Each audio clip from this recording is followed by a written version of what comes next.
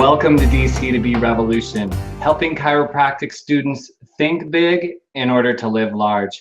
I'm Noah Volz, and today I'm here with Dr. Jenny Lee. She's an American-trained chiropractor, but she currently works in Singapore at Singapore Pain Solutions. In addition to offering sports chiropractic at the clinic, she's also placed in the World Fitness Federation and the National Amateur Bodybuilders Association competitions, so don't mess with her.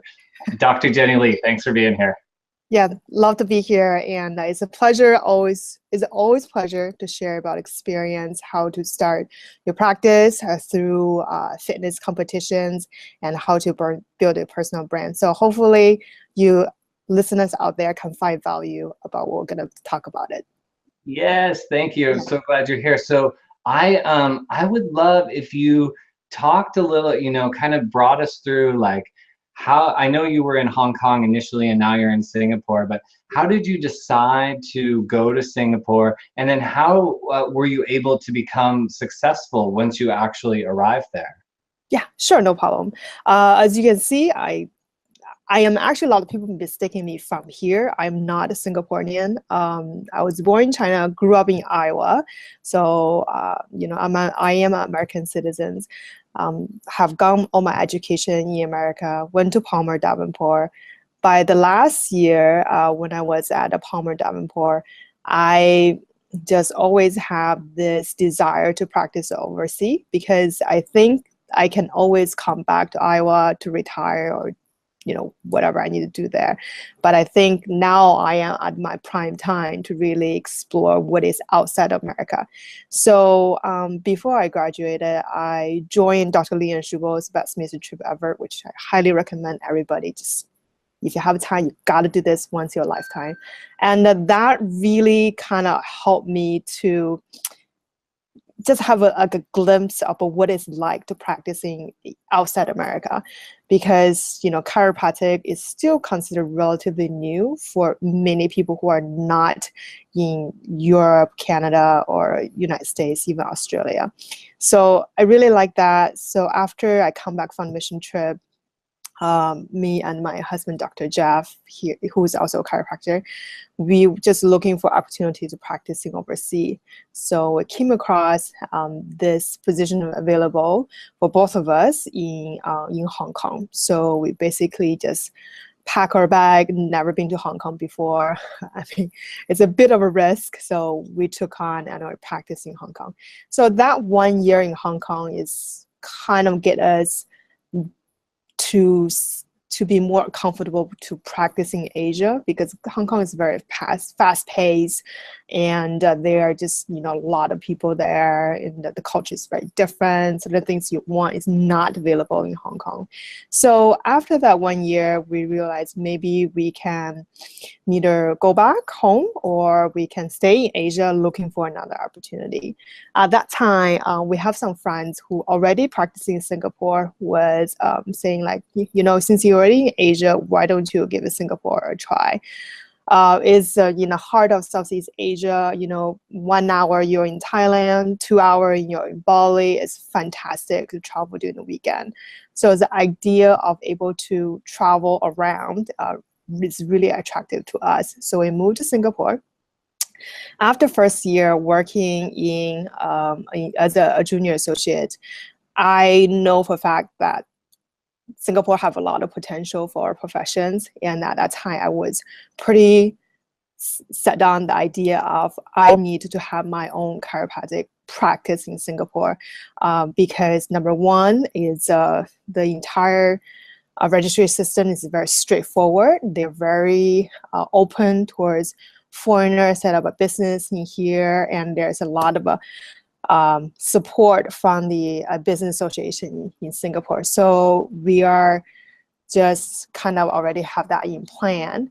Then before I start my own company, I did work for another smaller chiropractic clinic for about 2 years.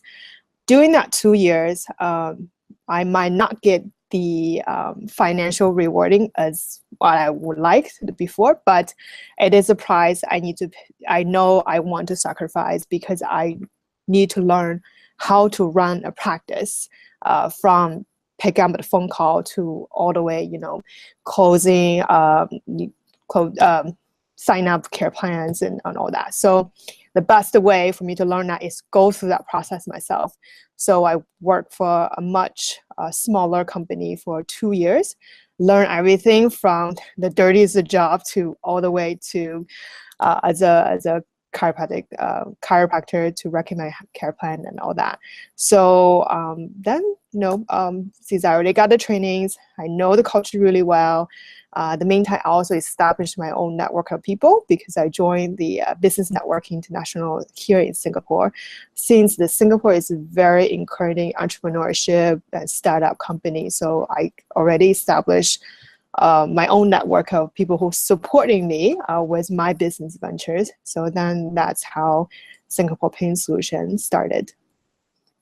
Brilliant. And I wanted to ask a few clarifying questions about that process. So, I just talked to an American student who moved to Australia. And in order to get your license in Australia, it's pretty complicated. 4 board exams, the licensing is pretty difficult. So I wondered if you could talk a little bit about that. And then also, if you could talk about, during those 2 years that you were a junior associate, was that pretty similar price-wise or wage-wise to what we would expect to see here in America, or was that different? And lastly, if you can remember all these, I can also remind you, is speaking English enough in Singapore? Yeah. Okay. So for the first part, the registration aspect, because Singapore is not, the chiropractic is still not regulated here in Singapore. So, but you do have to get your what we call employment pass through the Administration of Manpower. So Ministry of Manpower have this whole list of school they recognize. So fortunately, the chiropractic school in most of the country are recognized through the Ministry of Manpower in Singapore. So obviously you have to provide all your documentations. Do you have any valid license? If you graduate from the United States, do you have a valid license in the United States? So they will recognize as if you have a primary license from your home country, they will recognize that. And then they will do some background check, as long as you didn't, violate any ethnic codes, and do the review. They will give you an employment pass, which is you can practicing operating chiropractic with the scope of chiropractic in Singapore. So yeah, and the question number 2 is, sorry. Associate. Is the associate wages in Singapore similar to the U.S.? I think consider the fact Singapore is one of the most expensive city in the world. You have to, everything is, you have to consider more than what is have in the United States. Just kind of giving things a little bit perspective, to rent apartment that's about 500 square feet or 600 square feet will cost you definitely over $2,000 a month. And you're basically living in a shoebox for $2,000. So all that together, from the number, it might be higher than what you were getting paid in United States, but your living expenses is also very high. So I think with that, you probably calculate, can you cover your expenses with the wages you're getting paid through your company? Yeah. And the last question, is it English? Yes, English is a primary language here in Singapore. A lot of people don't know about that, but yeah, everywhere, news, any public signs or website, any information is in English. And the second most popular spoken language will be Chinese. And so if you speak English, it will be no issues for you to be here practicing or working. Yeah, so you're well suited for Singapore with your English and Chinese. So I wanted to ask you, you practiced as an associate, and then you started your own practice. What was it about Singapore that made you decide to stay there and kind of build your brand, and how did you build your brand to make sure that, you know, you could transition into your own practice and really be successful? And did you ever consider going somewhere else like Indonesia or Malaysia, or were you like pretty set on staying in Singapore? Yeah, okay. That is a very good question, because Singapore, I think, when it comes to regulation, registrations, is very transparent. They have this set of guidelines you need to follow to, you know, operating or legalize your business. As long as you're following the guideline, pay the fee, they pretty much let you set up your business very easily. Then compared to neighboring countries such as Indonesia, Malaysia, Thailand, there's a lot of underhand going on. You have to pay quite a lot of money for bribery and all that. And then we just really don't want to deal with that. So we like to think to follow the regulation. We like to follow the system. So that's number one. Number two is Singapore is, the economy is very strong in here. In the last 5 years, when US was going to recessions 4 or 5 years ago, Singapore's economy actually have very little or no impact from this whole global movement. So we thought, you know, when people have more freedom to spend the money they have, perhaps they were more willing to explore something that they don't know before. So that's, and the last thing is pretty crucial, and that's why we wanted to really targeting the fitness community, is in the last 5 years, the Singapore government realized the fitness for the people on this island is very important. So they have this new government agency. It's called Health Promotion Board. Basically, it just constantly, I would say propaganda, but constantly PR, talking to people, you know, get fit, eat better, get fit, because in Singapore, it's still public healthcare system. So, you know, to reduce the government costs on the public healthcare, they need to teach people how to be healthy in the first place. So then in the last 5 years, we see there's a huge booming of the fitness industry here in Singapore. Just to give you a great example is, you know, you probably heard of California Fitness or Fitness First, which is an Australian chain fitness company. 10 years ago, they came to Singapore, set up the first branch here. They actually failed. Within 2 years, they have to close down because nobody was into that. You know, this is new, I don't need this. But 5 years ago later, they came back, reestablished it, and it just pretty much totally just went amazing. You know, Fitness First have about 13 branches now. They would never thought they will have that many in that small island of 5.5 million people. So we see that's the trend there, and we kind of wanted to provide something for people who are into fitness to continue the longevity of their lifestyle, which is being fit, do the sports they want, and you know, improve their performance. Yeah, well done. Well done, like finding that kind of rising tide in that wave and being able to follow that wave. I wonder how, if you don't mind sharing a little bit about your business, you know, how many patients are you seeing a week? What are you charging? I'm just wondering, with it being so, living expenses being so high, how does it kind of compare to the States? Yeah, if you want to know about price, just go to our website, singaporesolution.com. We are very transparent with kind of pricing, so you can see all the price right there. Because we are positioning ourselves in a very unique community, which is for the fitness community, specifically for physique competitor, bodybuilding competitor, and extreme sports competitors. So we kind of creating this pie for ourselves rather than, you know, fighting the crumb with our other competitors. So thanks to that, and obviously with the right marketing message and right marketing method, which is through Google, Facebook, social media, Instagram, we are pretty much everywhere, except billboards, because nobody look at a billboard anymore. We were very fortunate we can go through about 60 to 80 new patients a month. On a really good month, we can go through about 100 new patients per month. So that really helped us to kind of propel us forward to moving a lot faster. compared to our peers. And if there's anyone who wanted to join us, we are looking for associate to join us team.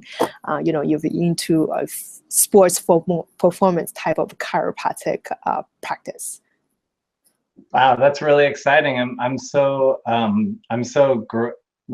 think that's so great, like how you were able to really hone in on a very specific niche and very specific network of people. And in doing that, you actually had more success than the people who kind of spread themselves and said that they're the chiropractor for everybody that's out there. Yeah. And I think that's a big pitfall for most of chiropractic out there, compared to for all the company I work for. They don't have a very clear message. They said, we want to work with everybody from kids to elderly and that.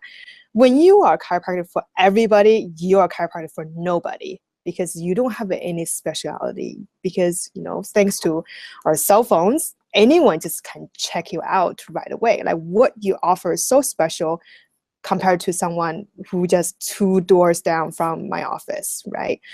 And that's why when we start our companies, we have this very specific demographic we created, which is people, mainly men from 25 to 34, and they are having fitness as a part of their lifestyle. It can be running, bodybuilding, powerlifting, CrossFit, whatever that the case, this specific people. And as of now, 75% of patients are fitting to that specific demographic. And we barely see any elderly. Usually it's the patient's parents, they want to come in. And then we see very small amount pediatric patients. We do have a handful of young athletes who are in the 9, 10, 11, who the parents are grooming them to be the next Olympic athlete for Singapore. So we have this small niche for that.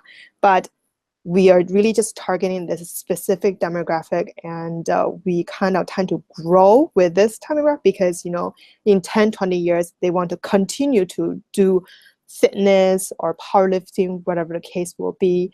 But, chances are they needing chiropractic will be more if we get them educated when they are 20 or 21 years old or 23 years old. Then we insert ourselves into part of the lifestyle that they continue to grow with us. So that's the long-term pictures we have and why we want a specific demographic we target in. Yeah, so that kind of brings me to my next question, or what I'm curious about is, are you going to be in Singapore long term? You talked about kind of helping these possibly Olympic level athletes while they're really young.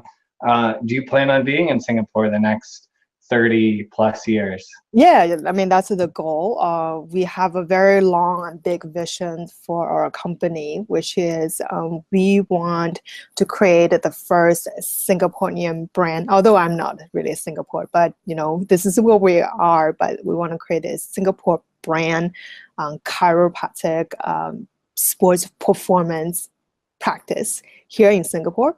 Then we're going to take this brand to different countries such as Malaysia, Myanmar, Cambodia, Thailand. And my goal eventually is we can penetrate the China market.